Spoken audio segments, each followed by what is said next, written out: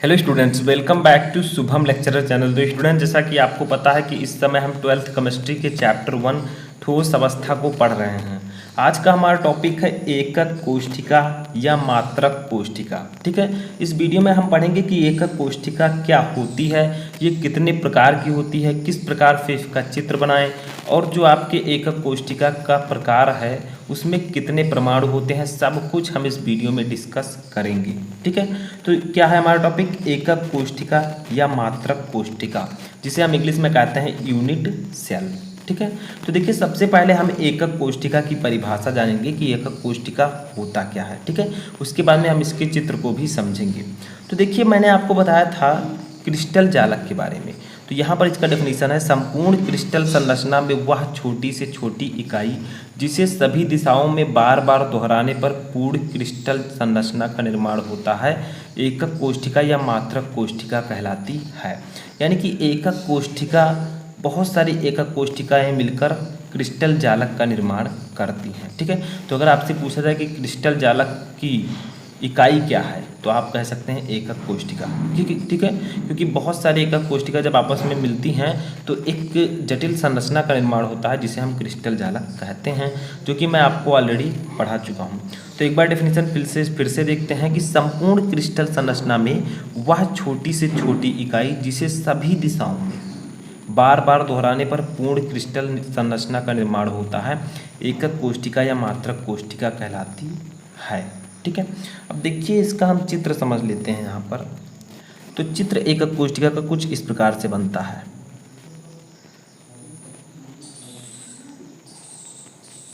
थोड़ा सा मैं बड़ा बना देता हूँ।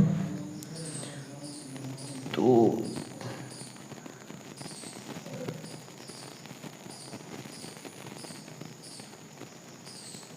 ठीक है, थोड़ा छोटा बड़ा हो गया है, लेकिन इससे कोई दिक्कत नहीं है। इस प्रकार से, ठीक है, इस प्रकार से एकक कोष्ठिका बनती है। अगर हम छोटे में बनाना चाहें तो कुछ इस प्रकार से बना सकते हैं। ठीक है, क्योंकि ये ज़्यादा बड़ा आपका हो गया एकक कोष्ठिका। ये देखिए, ये आपकी एकक कोष्ठिका है। तो ये दोनों आपकी एकक कोष्ठिकाएं हैं। ठीक है, तो इस प्रकार से आपका एकक कोष्ठिका का चित्र बनता है। आप और भी अच्छे से बना सकते हैं, लेकिन इस प्रकार से आपकी एकक कोष्ठिका बनती है। अब ये छोटी छोटी एकक कोष्ठिकाएं मिलकर एक क्रिस्टल जालक का निर्माण करती हैं। बहुत सारी छोटी छोटी जब एकक कोष्ठिका मिलेंगी तो क्रिस्टल जालक का निर्माण होगा। अभी हम लोग आगे पढ़ेंगे। तो देखिए अब हम समझते हैं एकक कोष्ठिका के प्रकार। ठीक है, तो समझ में आया। इस प्रकार से एकक कोष्ठिका आपकी बनती है, तो इसका नाम आप दे सकते हैं एकक कोष्ठिका। ठीक है, ये आपकी एकक कोष्ठिका है। अब देखिए, चलिए हम पढ़ते हैं इसके प्रकार। तो देखिए एकक कोष्ठिका के प्रकार हम हेडिंग डालेंगे एकक कोष्ठिका के प्रकार। ठीक है, के प्रकार, तो इसे हम लोग इंग्लिश में कहेंगे types of unit cell. Types of unit cell. ठीक है, तो एकक कोष्ठिका के प्रकार। अब हम लोग जानेंगे कि एकक कोष्ठिका कितने प्रकार की होती है। तो चलिए देखते हैं। तो सबसे पहले हम यहाँ पर क्या करेंगे, एक एकक कोष्ठिका ऐसे लिखेंगे, एकक कोष्ठिका। ठीक है, तो एकक कोष्ठिका जो होती है वो मेनली दो प्रकार की होती है। कितने प्रकार की? दो प्रकार की। ठीक है, तो चलिए देखते हैं यहाँ पर हमें ग्राफ के जरिए। एक आपका ये और एक ए, यानी कि जो आपका फर्स्ट है वो है सरल एकक कोष्ठिका। ठीक है, सरल एकक कोष्ठिका, या आप लिख सकते हैं सरल घनीय एकक कोष्ठिका। ठीक है, सरल घनीय एकक कोष्ठिका। ठीक है, सरल घनीय एकक कोष्ठिका, या इसी को हम कह सकते हैं आद्य घनीय एकक कोष्ठिका। ठीक है, या मूलभूत एकक कोष्ठिका, और दूसरा आपका है केंद्रित एकक कोष्ठिका। ठीक है, केंद्रित एकक कोष्ठिका। ठीक है, तो एकक कोष्ठिका दो प्रकार की होती है। एक आपका सरल घनीय एकक कोष्ठिका जिसे हम इंग्लिश में कहते हैं सिंपल यूनिट सेल। ठीक है, सिंपल यूनिट सेल। और दूसरा आपका केंद्रित एकक कोष्ठिका जिसे हम लोग कहते हैं सेंटर्ड यूनिट सेल। ठीक है, अभी मैं आपको समझाऊंगा आगे। तो ये दो प्रकार की होती है। अब यहाँ पर जो केंद्रित एकक कोष्ठिका है ये भी तीन प्रकार की होती है। तो ठीक है, तो यहीं पर हम ग्राफ के जरिए समझ लेते हैं,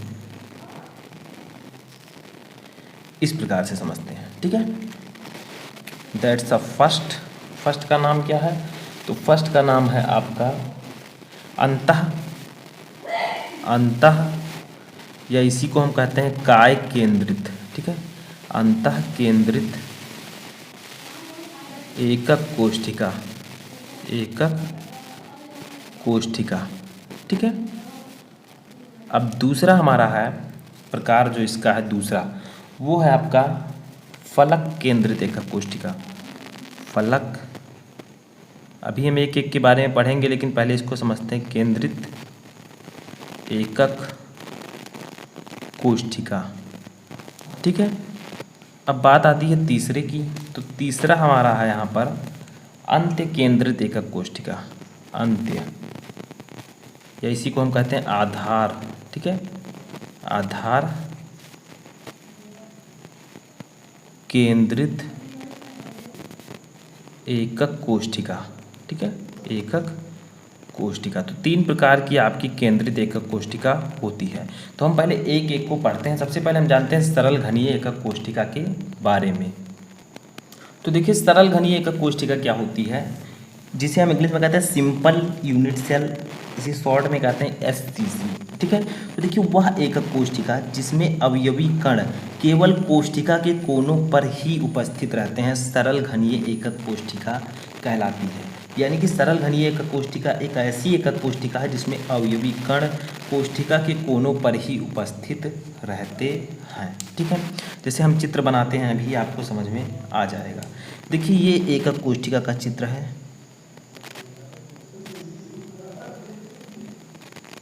ठीक है,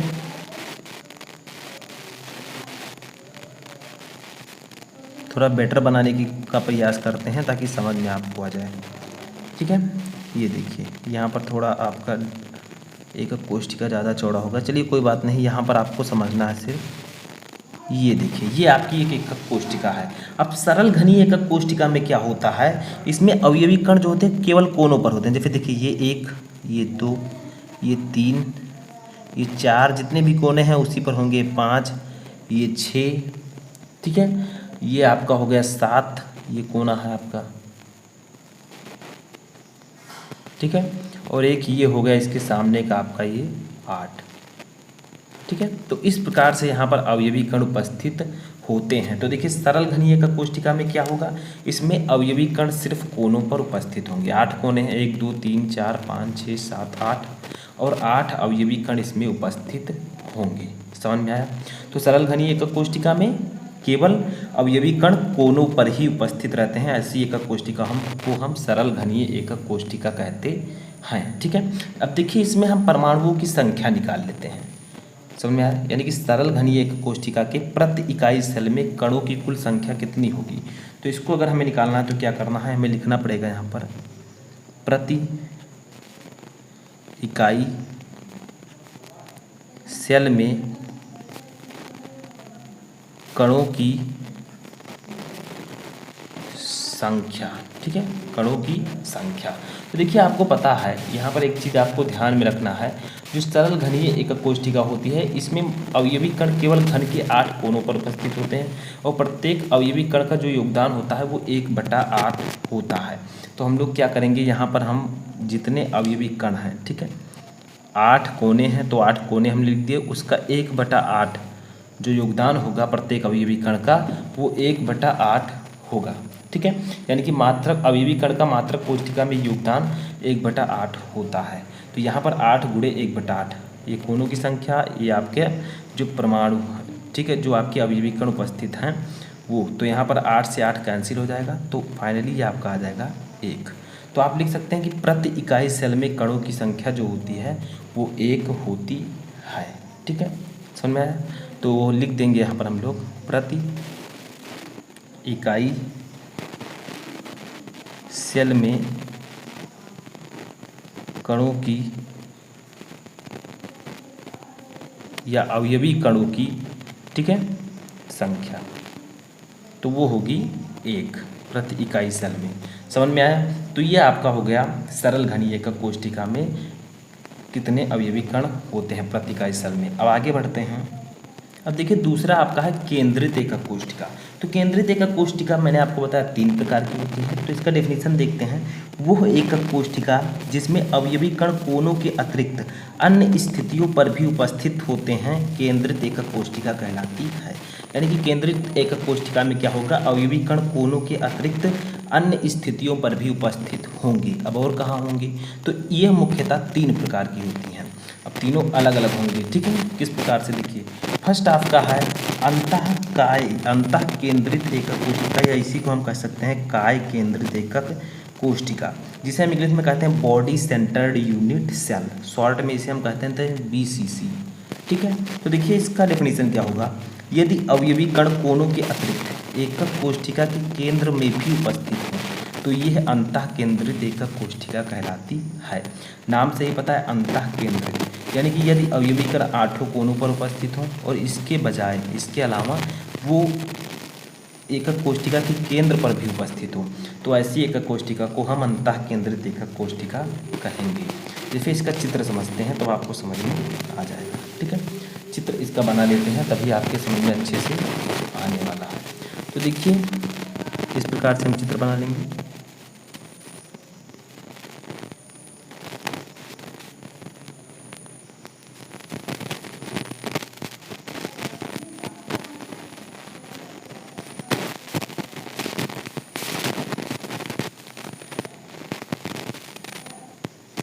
ये देखिए इस प्रकार से इसका हमने चित्र बना लिया। अब इसमें अवयवी कण क्या होंगे, कोनों पर तो होंगे 1 2 3 4 5 6 7 एंड 8। ठीक है, कोनों पर तो ये उपस्थित होंगे ही, साथ में क्या होगा, एक अवयवी कण इस एकक कोष्ठिका के केंद्र पर भी उपस्थित होगा। जैसे देखिए इसका केंद्र, ठीक है, इस केंद्र में भी एक अवयवी कण उपस्थित होगा। तो इस प्रकार की एकक कोष्ठिका को हम कहते हैं अंतः या काय केंद्रित एकक कोष्ठिका। ठीक है, समझ में आया? तो ये आपका हो जाएगा अंतः केंद्रित एकक कोष्ठिका का चित्र, यानी कि इसमें कोनों के अतिरिक्त जो अवयवी कण हैं वो सेंटर पर भी उपस्थित हैं। तो ये होगा आपका BCC, body centred cubic unit cell. अब BCC के प्रति इकाई सेल में परमाणुओं की संख्या कितनी होगी? ठीक है, अवयवी कणों की संख्या कितनी होगी तो हम देखते हैं। BCC के प्रति इकाई सेल में अवयवी कणों की संख्या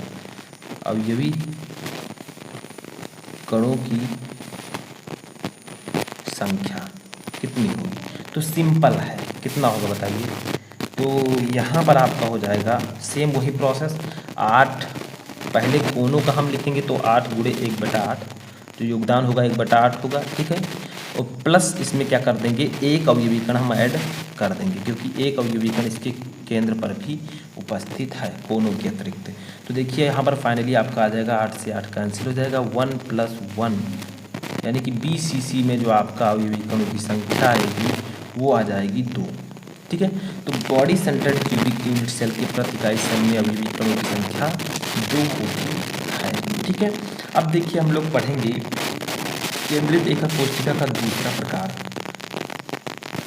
तो देखिए दूसरा आपका है फलक केंद्रित एकक कोष्ठिका। ठीक है, यानी कि फलक केंद्रित एकक कोष्ठिका, जिसे हम इंग्लिश में कहते हैं फेस सेंटर्ड यूनिट सेल। इसका हो जाएगा FCC। ठीक है, इसे शॉर्ट में हम कहेंगे FCC। तो देखिए यहाँ पर क्या होगा, यदि अवयवी कण कोनों के अतिरिक्त एकक कोशिका के प्रत्येक फलकों के केंद्र पर भी स्थित हो तो यह फलक केंद्रित एकक कोशिका कहलाती है। यानी कि इसमें क्या होगा, कोनों के अतिरिक्त एकक कोशिका के प्रत्येक फलक के केंद्र पर भी अवयवी कण उपस्थित होंगे। जैसे हम देखते हैं चित्र को, तो देखिए यहाँ पर चित्र फिर से बनाते हैं हम लोग।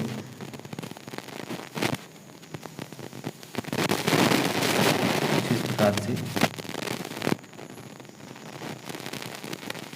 ठीक है, ये देखिए ये हमारा चित्र बन रहा है,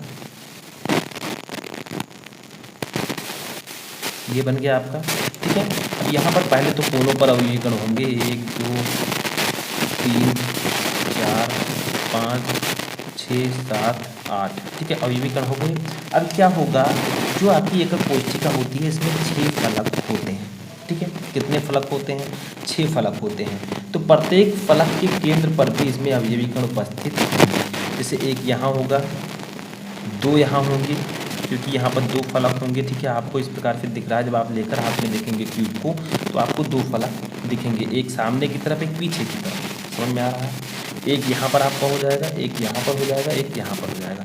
देखिए 1 2 3 4 5 6 फलक के 6 केंद्रों पर भी अवयवी कण उपस्थित हैं। तो इस प्रकार की एकक कोशिका को हम कहते हैं फलक केंद्रित एकक कोशिका। ठीक है, इसमें कोनों के अतिरिक्त प्रत्येक फलक के केंद्र पर भी अवयवी कण उपस्थित होते हैं। कितने फलक होते हैं एक एकक कोशिका में, 6।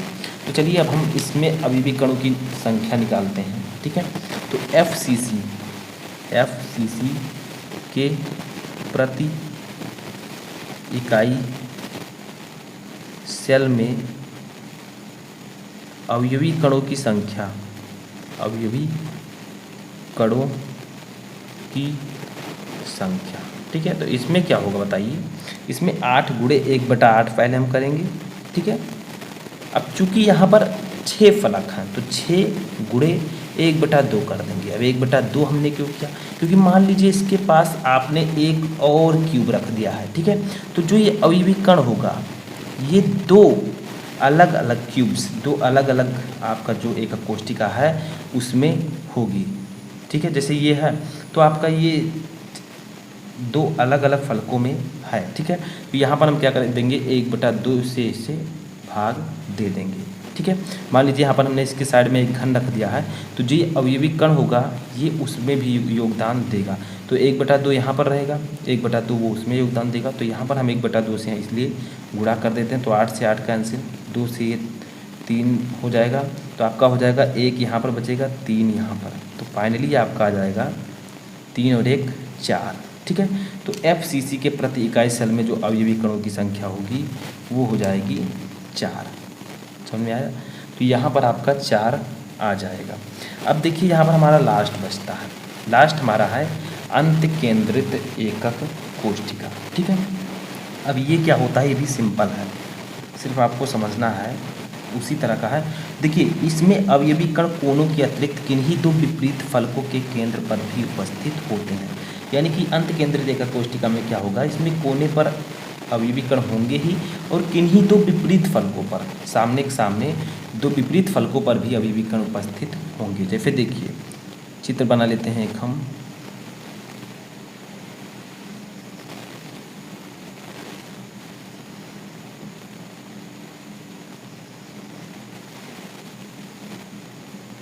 ये आपका एकक कोशिका बन गया।